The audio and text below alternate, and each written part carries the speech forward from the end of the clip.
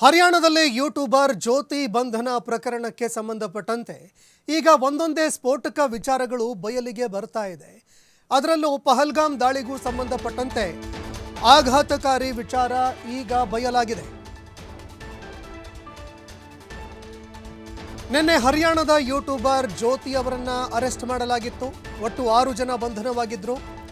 ಈ ಪ್ರಕರಣಕ್ಕೆ ಸಂಬಂಧಪಟ್ಟಂತೆ ಈಗ ಬಗೆದಷ್ಟು ಮಾಹಿತಿಗಳು ಬಯಲಾಗ್ತಾ ಇದೆ.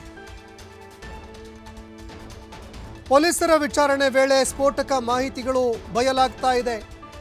ಪಹಲ್ಗಾಮ್ಗೂ ಕೂಡ ಇವರು ಭೇಟಿ ಕೊಟ್ಟಿದ್ರು ಅನ್ನೋ ಮಾಹಿತಿ ಲಭ್ಯವಾಗ್ತಾ ಇದೆ. ಜ್ಯೋತಿ ಅವರು ಪಹಲ್ಗಾಮ್ಗೂ ಕೂಡ ಭೇಟಿ ಕೊಟ್ಟಿದ್ರು ಅನ್ನೋ ಆಘಾತಕಾರಿ ಅಂಶ ಬೆಳಕಿಗೆ ಬಂದಿದೆ.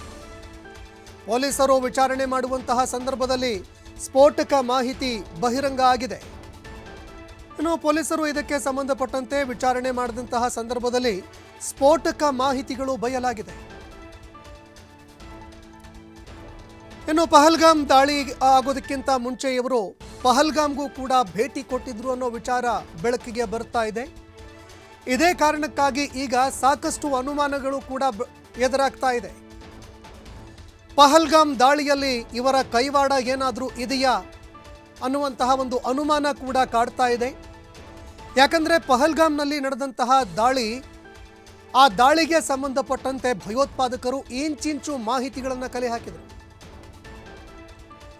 ಇಂಚಿಂಚು ಮಾಹಿತಿಗಳನ್ನು ಕಲೆ ಹಾಕಿ ಸಾರ್ವಜನಿಕರನ್ನ ಹತ್ಯೆ ಮಾಡಿ ಅಲ್ಲಿಂದ ಪರಾರಿಯಾಗಿದ್ರು. ಇನ್ನು ಅದಾದ ನಂತರ ಭಯೋತ್ಪಾದಕರು ಸಿಗಲೇ ಇಲ್ಲ. ಎಷ್ಟೇ ಹುಡುಕಾಡೋದಕ್ಕೆ ಪ್ರಯತ್ನ ಪಟ್ಟರೂ ಕೂಡ ಭಾರತ ಪಾಕಿಸ್ತಾನದಲ್ಲಿ ಉಗ್ರರ ನೆಲೆಗಳ ಮೇಲೆ ದಾಳಿ ಮಾಡಿದ್ರು ಭಯೋತ್ಪಾದಕರು ಸಿಕ್ಕಿಲ್ಲ. ಇನ್ನ ಇದೇ ವರ್ಷ ಜನವರಿಯಲ್ಲಿ ಪಹಲ್ಗಾಮ್ಗೆ ಭೇಟಿ ಕೊಟ್ಟಿದ್ರು ಜ್ಯೋತಿ ಅವರು. ಇದೇ ವರ್ಷ ಜನವರಿಯಲ್ಲಿ ಪಹಲ್ಗಾಮ್ಗೆ ಭೇಟಿ ಕೊಟ್ಟಿದ್ರು. ಪಹಲ್ಗಾಮ್ಗೆ ಭೇಟಿ ಕೊಟ್ಟು ವಿಡಿಯೋ ಕೂಡ ಮಾಡಿದ್ರು. ಟ್ರಾವೆಲ್ ವಿತ್ ಜೋ ಅನ್ನುವಂತಹ ಒಂದು ಯೂಟ್ಯೂಬ್ ಚಾನೆಲ್ ಓಪನ್ ಮಾಡಿದ್ರು. ಇದರಲ್ಲಿ ಪಹಲ್ಗಾಮ್ಗೂ ಕೂಡ ಅವರು ಭೇಟಿ ಕೊಟ್ಟು ಅಲ್ಲಿಯ ವಿಚಾರಕ್ಕೆ ಸಂಬಂಧಪಟ್ಟಂತೆ, ಪಹಲ್ಗಾಮ್ಗೆ ಸಂಬಂಧಪಟ್ಟಂತೆ ವಿಡಿಯೋ ಮಾಡಿದ್ರು. ಅದಾದ ಬಳಿಕ ಪಾಕಿಸ್ತಾನದ ಲಾಹೋರ್ಗೂ ಕೂಡ ಜ್ಯೋತಿ ಭೇಟಿ ಕೊಡ್ತಾರೆ. ಲಾಹೋರ್ನಲ್ಲೂ ಕೂಡ ಇವರು ವಿಡಿಯೋ ಮಾಡಿದ್ರು ಅನ್ನೋ ಮಾಹಿತಿಗಳು ಲಭ್ಯವಾಗ್ತಾ ಇದೆ. ಯೂಟ್ಯೂಬರ್ ಜ್ಯೋತಿ ಅರೆಸ್ಟ್ ಆಗಿದ್ದಾರೆ. ಈಗ ಆಘಾತಕಾರಿ ಅಂಶಗಳು ಬೆಳಕಿಗೆ ಬರ್ತಾ ಇದೆ. ಲಾಹೋರ್ಗೆ ತೆರಳಿದ್ರು. ಲಾಹೋರ್ನಲ್ಲೂ ಕೂಡ ಇವರು ವಿಡಿಯೋ ಮಾಡಿದ್ರು ಅನ್ನೋ ಮಾಹಿತಿ ಲಭ್ಯವಾಗ್ತಾ ಇದೆ. ಇನ್ನು ಪಹಲ್ಗಾಮ್ಗೆ ಸಂಬಂಧಪಟ್ಟಂತೆ ಜನವರಿಯಲ್ಲಿ ಇವರು ಭೇಟಿ ಕೊಡ್ತಾರೆ. ಟ್ರಾವೆಲ್ ವಿತ್ ಜೋ ಅನ್ನುವಂತಹ ಒಂದು ವ್ಲಾಗರ್ ಆ ಯೂಟ್ಯೂಬ್ ಚಾನೆಲ್ನಲ್ಲಿ ಇವರು ಆ ವಿಡಿಯೋಗಳನ್ನು ಕೂಡ ಅಪ್ಲೋಡ್ ಮಾಡಿದರು. ಹೀಗಾಗಿ ಇದರ ಹಿಂದೆ ಇರುವಂತಹ ಒಂದು ಸೀಕ್ರೆಟ್ ಏನಿದೆ ಅಂದರೆ, ಈ ಪಹಲ್ಗಾಮ್ ದಾಳಿಗೂ ಇದಕ್ಕೂ ಏನಾದರೂ ಲಿಂಕ್ ಇದೆಯಾ? ಪಹಲ್ಗಾಮ್ಗೆ ಸಂಬಂಧಪಟ್ಟಂತೆ ವಿಡಿಯೋಗಳನ್ನು ಮಾಡಿ ಇವರು ಪಾಕಿಸ್ತಾನದಲ್ಲಿ ಯಾರ ಜೊತೆಗೆ ಸಂಪರ್ಕದಲ್ಲಿ ಇದ್ದರು ಅಂದರೆ ಇಂಟೆಲಿಜೆನ್ಸು, ಪಾಕಿಸ್ತಾನದ ರಾಯಭಾರಿ ಕಚೇರಿಯಲ್ಲೂ ಕೂಡ ಕೆಲವರ ಜೊತೆಯಲ್ಲಿ ನಂಟು ಹೊಂದಿದ್ರು. ಅವರಿಗೆ ಇದಕ್ಕೆ ಸಂಬಂಧಪಟ್ಟಂತೆ ಮಾಹಿತಿಗಳನ್ನು ಏನಾದರೂ ಕೊಟ್ಟಿದ್ರಾ? ಬೇಹುಗಾರಿಕೆ ಏನಾದರೂ ನಡೆಸಿದ್ರಾ?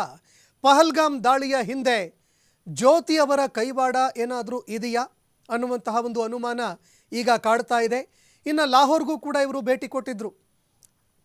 ಅಂದರೆ ಯಾವಾಗ ಪಹಲ್ಗಾಮ್ನಲ್ಲಿ ವಿಡಿಯೋ ಮಾಡಿದ್ರು ಅದಾದ ಬಳಿಕ ಲಾಹೋರ್ಗೂ ಕೂಡ ಭೇಟಿ ಕೊಡ್ತಾರೆ. ಲಾಹೋರ್ನಲ್ಲೂ ಕೂಡ ವಿಡಿಯೋ ಮಾಡಿದ್ರು. ಆ ವಿಚಾರ ಕೂಡ ಈಗ ಬೆಳಕಿಗೆ ಬರ್ತಾ ಇದೆ. ಲಾಹೋರ್ನ ಅನಾರ್ಕಲಿ ಬಜಾರ್, ಅದೇ ರೀತಿಯಾಗಿ ಕತಾಸ್ ರಾಜ್ ದೇಗುಲಕ್ಕೂ ಕೂಡ ಇವರು ಭೇಟಿ ಕೊಟ್ಟಿದ್ರು. ಪಾಕಿಸ್ತಾನಕ್ಕೆ ಒಟ್ಟು 2 ಬಾರಿ ಅವರು ಭೇಟಿ ಕೊಟ್ಟಿದ್ರು. ಅದೇ ರೀತಿಯಾಗಿ ಐ ಲವ್ ಲಾಹೋರ್ ಅಂತ ತಮ್ಮ ಇನ್ಸ್ಟಾಗ್ರಾಮ್ನಲ್ಲಿ ಒಂದು ವಿಡಿಯೋ ಕೂಡ ಪೋಸ್ಟ್ ಮಾಡಿದ್ದಾರೆ ಅನ್ನೋ ಮಾಹಿತಿಗಳು ಲಭ್ಯವಾಗ್ತಾ ಇದೆ.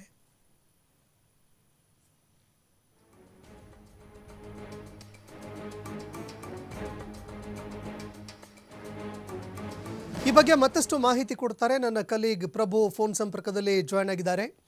ಪ್ರಭು, ಜ್ಯೋತಿ ಅವರು ನಿನ್ನೆ ತಾನೇ ಅರೆಸ್ಟ್ ಆಗಿದ್ರು. ಒಟ್ಟು 6 ಜನರನ್ನ ಪೊಲೀಸ್ ಅಧಿಕಾರಿಗಳು ಅರೆಸ್ಟ್ ಮಾಡಿದ್ರು. ಈಗ ಒಂದೊಂದೇ ಸ್ಫೋಟಕ ವಿಚಾರಗಳು ಬಯಲಿಗೆ ಬರ್ತಾ ಇದೆ. ಪಹಲ್ಗಾಮ್ನಲ್ಲೂ ಕೈವಾಡ ಇದೆಯಾ ಅನ್ನುವಂತಹ ಒಂದು ಅನುಮಾನ ಕೂಡ ಕಾಡ್ತಾ ಇದೆ. ಏನೆಲ್ಲ ಮಾಹಿತಿಗಳು ಲಭ್ಯವಾಗಿದೆ ಈ ಬಗ್ಗೆ ಮತ್ತಷ್ಟು ಮಾಹಿತಿ ಕೊಡೋದಾದ್ರೆ? ಸಂತೋಷ್, ಈಗ ನಮ್ಮ ಭಾರತ ದೇಶಕ್ಕೆ ಹೊರಗಿನ ಶತ್ರುಗಳಿಗಿಂತ ನಮ್ಮ ನೆರೆಹೊರೆಯ ಅಥವಾ ನಮ್ಮ ಜೊತೆ ಅಥವಾ ಭಾರತದೊಳಗಿರುವಂತಹ ಶತ್ರುಗಳ ಒಂದು ಸಂಖ್ಯೆನೇ ಇತ್ತೀಚೆಗೆ ಜಾಸ್ತಿ ಆಗ್ತಾ ಇದೆ.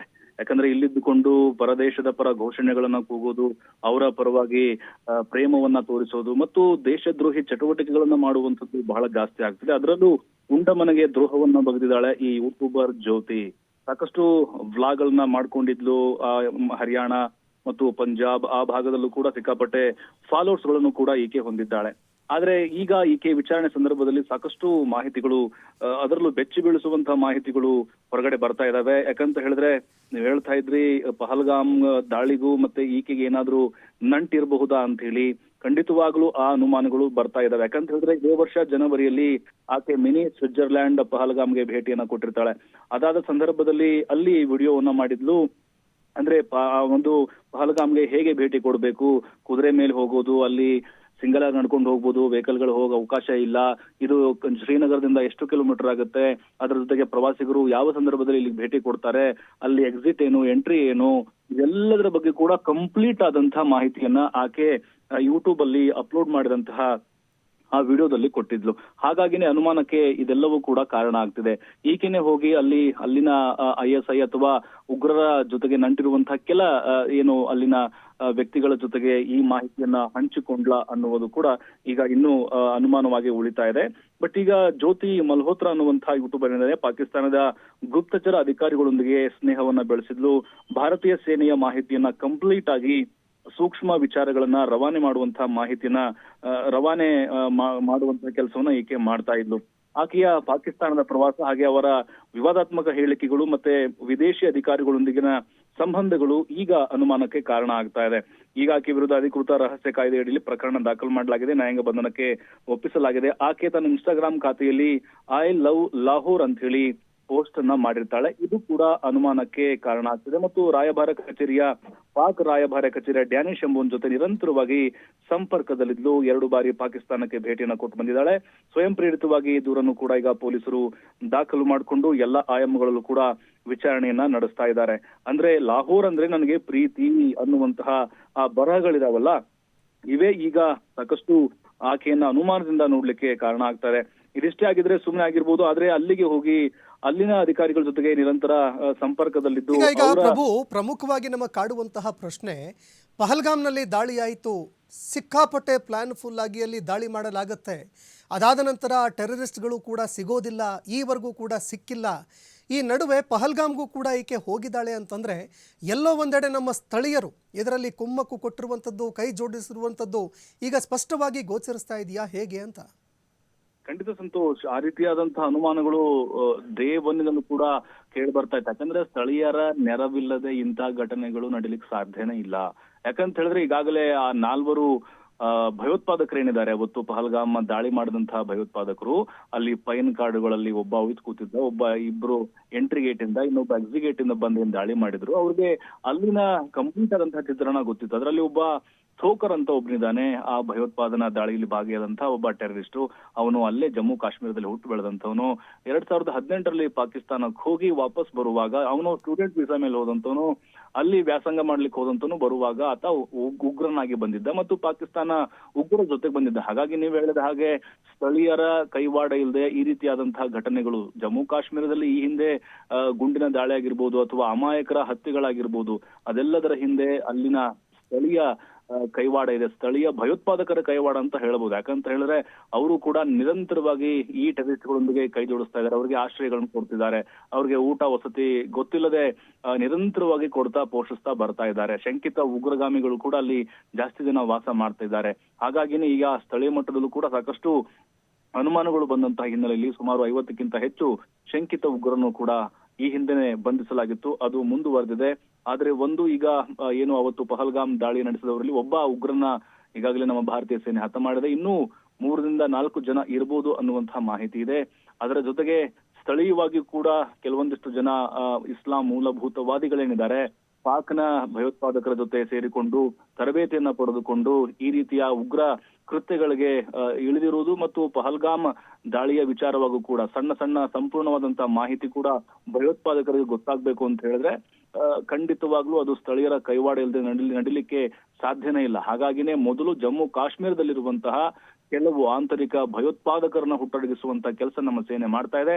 ಅದರ ಜೊತೆಗೆ ಪಾಕ್ ಆಕ್ರಮಿತ ಕಾಶ್ಮೀರದಲ್ಲೂ ಕೂಡ ಆಶ್ರಯವನ್ನ ಪಡೆದಿರುವಂತಹ ಭಯೋತ್ಪಾದಕರನ್ನು ಕೂಡ ಹುಡುಕಿ ಕೊಲ್ಲುವಂತಹ ನಿರಂತರ ಕಾರ್ಯಾಚರಣೆಯನ್ನ ನಮ್ಮ ಭಾರತೀಯ ಸೇನಾ ಅಧಿಕಾರಿಗಳು ಮಾಡ್ತಾ ಇದ್ದಾರೆ. ಹಾಗಾಗಿನೇ ಈಗ ಇನ್ ಮುಂದೆ ಆದ್ರೂ ಕೂಡ 370 ಬಂದ್ಮೇಲೆ ಸಾಕಷ್ಟು ರೀತಿಯ ಬದಲಾವಣೆಗಳಂತೂ ಖಂಡಿತವಾಗ್ಲೂ ಆಗಿದಾವೆ.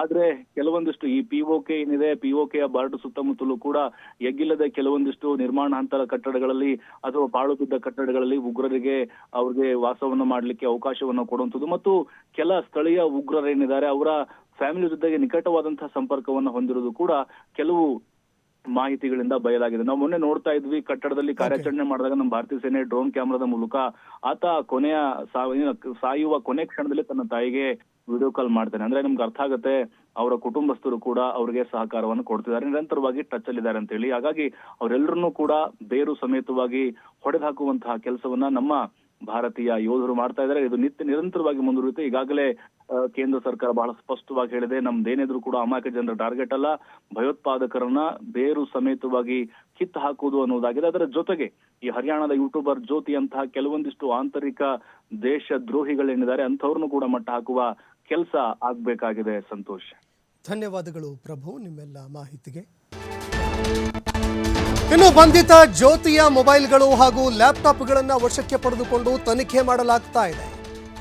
ಪಾಕಿಸ್ತಾನದ ಮೊಬೈಲ್ ನಂಬರ್ಗಳನ್ನು ಡಿಕೋಡ್ ಮಾಡ್ತಾ ಇದೆ NIA ಅಧಿಕಾರಿಗಳು. ಪಾಕಿಸ್ತಾನದ ನಂಬರ್ಗಳನ್ನು ವಿಭಿನ್ನ ಕೋಡ್ಗಳಲ್ಲಿ, ಅಂದರೆ ಹೆಸರಿನಲ್ಲಿ ಸೇವ್ ಮಾಡಿಲ್ಲ, ವಿಭಿನ್ನ ಕೋಡ್ ವರ್ಡ್ಗಳಲ್ಲಿ ಸೇವ್ ಮಾಡಿಕೊಂಡಿದ್ದಾರೆ.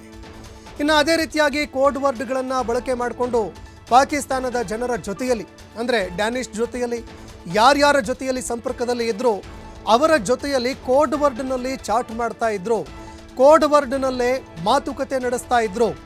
ಇದೆಲ್ಲವನ್ನು ಕೂಡ ಈಗ NIA ಅಧಿಕಾರಿಗಳು ಡಿಕೋಡ್ ಮಾಡ್ತಾ ಇದ್ದಾರೆ. ಅಂದರೆ ಕೋಡ್ ವರ್ಡ್ ಮೂಲಕವಾಗಿ ಏನೇನು ಮಾತನಾಡ್ತಾ ಇದ್ರು ಅದರ ಅರ್ಥ ಏನು ಅನ್ನುವಂಥದ್ದನ್ನು ಹುಡುಕೋದಕ್ಕೆ ಈಗ NIA ಅಧಿಕಾರಿಗಳು ಮುಂದಾಗ್ತಾ ಇದ್ದಾರೆ. ಒಂದು ವೇಳೆ ಏನಾದರೂ ಪಹಲ್ಗಾಮ್ ದಾಳಿಗೆ ಸಂಬಂಧಪಟ್ಟಂತೆ ನಿಕಟ ಸಂಪರ್ಕ ಏನಾದರೂ ಇದ್ದಿದ್ದೇ ಆದರೆ, ಅಥವಾ ಜ್ಯೋತಿ ಮಲ್ಹೋತ್ರಾ ಅವರ ಕೈವಾಡ ಏನಾದರೂ ಇದ್ದಿದ್ದೇ ಆದರೆ, ಸಹಕಾರ ಕೊಟ್ಟಿದ್ದು ಏನಾದರೂ ಕಂಡು ಬಂದಿದ್ದೇ ಆದರೆ ಆಗ NIA ಅಧಿಕಾರಿಗಳಿಗೆ ಭಾರಿ ಗೆಲುವು ಕೂಡ ಲಭಿಸುತ್ತೆ. ಯಾಕಂದರೆ ಈ ಪ್ರಕರಣಕ್ಕೆ ಸಂಬಂಧಪಟ್ಟಂತೆ ನೇರವಾಗಿ ಈ ಪ್ರಕರಣದಲ್ಲಿ ಭಾಗಿಯಾಗಿರೋರು ಈವರೆಗೂ ಯಾರೂ ಸಿಕ್ಕಿಲ್ಲ. ಅದು 4 ಜನ ಭಯೋತ್ಪಾದಕರಾಗಿರಬಹುದು ಅಥವಾ ಈ ಪ್ರಕರಣದಲ್ಲಿ ಭಾಗಿಯಾಗಿರುವಂತಹ ಆರೋಪಿಗಳಾಗಿರಬಹುದು, ಈವರೆಗೂ ಸಿಕ್ಕಿಲ್ಲ. ಇದೇ ಕಾರಣಕ್ಕಾಗಿ ಒಂದು ವೇಳೆ ಏನಾದರೂ ಪಹಲ್ಗಾಮ್ಗೆ ಹೋಗಿದ್ರು ಅನ್ನೋ ಮಾಹಿತಿ ಕೂಡ ಈಗ ಲಭ್ಯವಾಗ್ತಾ ಇದೆ. ಇದೇ ಕಾರಣಕ್ಕಾಗಿ ಜ್ಯೋತಿ ಮಲ್ಹೋತ್ರಾ ಅವರ ಈ ಒಂದು ಪಹಲ್ಗಾಮ್ ಭೇಟಿ ಏನಿದೆ ಇದು ತೀವ್ರವಾಗಿ ಸಂಶಯಕ್ಕೆ ಎಡೆ ಮಾಡಿ ಕೊಡ್ತಾ ಇದೆ. ಯಾಕಂದರೆ ಆ ಭಯೋತ್ಪಾದಕರು ಅಲ್ಲಿಗೆ ಹೋಗಬೇಕಾದ್ರೆ, ಆ ದಾಳಿಯನ್ನು ಮಾಡಬೇಕಾದ್ರೆ ಅದಕ್ಕೆ ಸಂಬಂಧಪಟ್ಟಂತೆ ಸಾಕಷ್ಟು ಪೂರ್ವ ತಯಾರಿ ಇತ್ತು. ಆ ಜಾಗಕ್ಕೆ ಸಂಬಂಧಪಟ್ಟಂತೆ ಇಂಚಿಂಚು ಮಾಹಿತಿಗಳನ್ನು ಕೂಡ ಭಯೋತ್ಪಾದಕರು ಕಲೆ ಹಾಕಿದ್ರು. ಎಲ್ಲಿ ವೆಪನ್ಗಳನ್ನು ಮುಚ್ಚಿಡಬೇಕು, ಎಲ್ಲಿಂದ ವೆಪನ್ಗಳನ್ನು ತರಬೇಕು, ಎಲ್ಲಿ ದಾಳಿ ಮಾಡಬೇಕು, ಯಾವ ಸಂದರ್ಭದಲ್ಲಿ ದಾಳಿ ಮಾಡಬೇಕು, ಇದೆಲ್ಲವನ್ನೂ ಕೂಡ ತುಂಬ ಆಲೋಚನೆ ಮಾಡಿ ಸಮಯ, ಸಂದರ್ಭ ಇದೆಲ್ಲವನ್ನೂ ಕೂಡ ಆ್ಯಕ್ಯುರೇಟ್ ಆಗಿ ಡಿಸೈಡ್ ಮಾಡಿ ಆ ಭಯೋತ್ಪಾದಕ ದಾಳಿ ಮಾಡಲಾಗಿದೆ. ಇದೇ ಕಾರಣಕ್ಕಾಗಿ ಈಗ ಒಂದು ಅನುಮಾನ ಕೂಡ ಎದುರಾಗ್ತಾ ಇದೆ.